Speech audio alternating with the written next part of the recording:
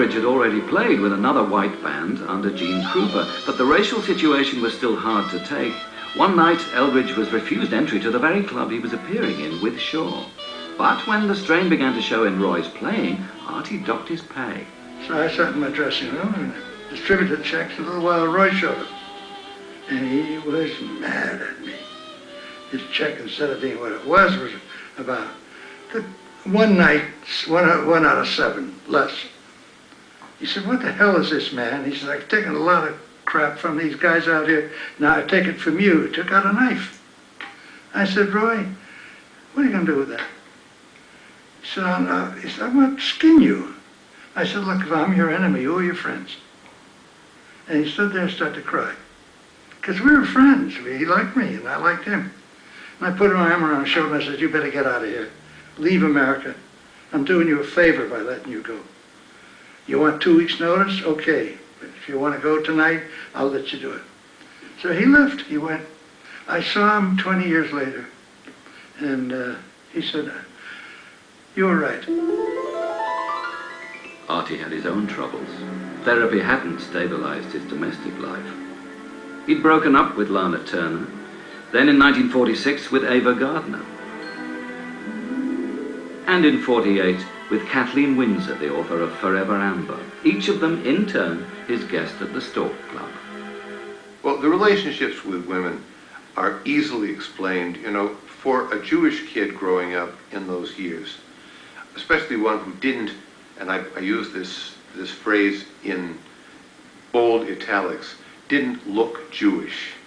And Shaw certainly did, not to the extent that, you know, Benny or Ziggy did, for example.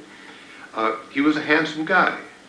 He took on a lot of the trappings of urbanity and good manners, and knew how to woo and win.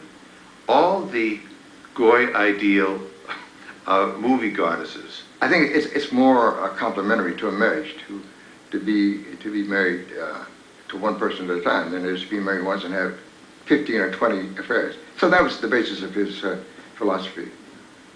Makes a lot of sense to me. I thought a lot about that because I got married an inordinate number of times. And I think it was because once I became famous or well-known or whatever you want to call it, notorious maybe, I attracted the wrong kind of woman. You can't marry a woman like Lana Turner and expect her to make coffee in the morning. But I was naive enough to think, well, she'd learn. She'd do that. Or I would. Somebody had to. And when I married Ava, it was the same thing. When I married Betty Kern, which was terrible, everybody said, now you're on the right track. She was the worst of all. Because she took a son, and I haven't seen him since. She wouldn't let me visit him. Steve was my son. So I didn't get to see him. I had very little to do with him. I have no idea where he is right now. She's dead now, and I have no idea whether he's alive or dead or not. My other son, Jonathan, they did the same thing with him. They took him away from me. But I said to the woman, you're not taking the son away from the father. You're taking the father away from the son. I can get along without him. But he needs a male presence in his life. Well, they didn't care. They would punish me. There are women like that. And they were the wrong kind of women. I married them one after another. I went from one kind to another kind. From a star to a domestic to a star to a domestic. It didn't work. Maybe jazz didn't work either. I took a year off jazz and played just concert music. The quest for perfection continued. The first time I got to see him, actually, was under somewhat unusual circumstances. That was his somewhat notorious engagement at Bop City, where he led a small classical orchestra, conducting as well as playing.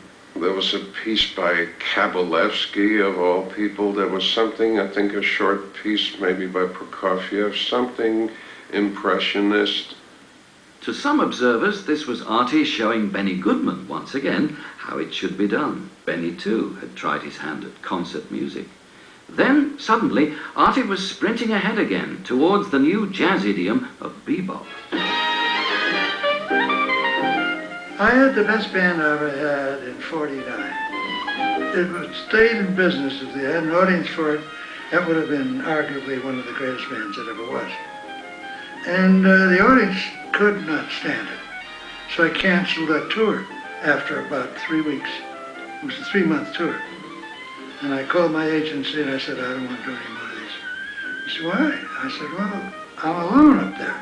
The band loves it, the audience hates it. The band didn't last very long, but if you listen to those records, it sounds very contemporary. You know, those things really hold up. And there's Al Cohn, my hero. Great arranger.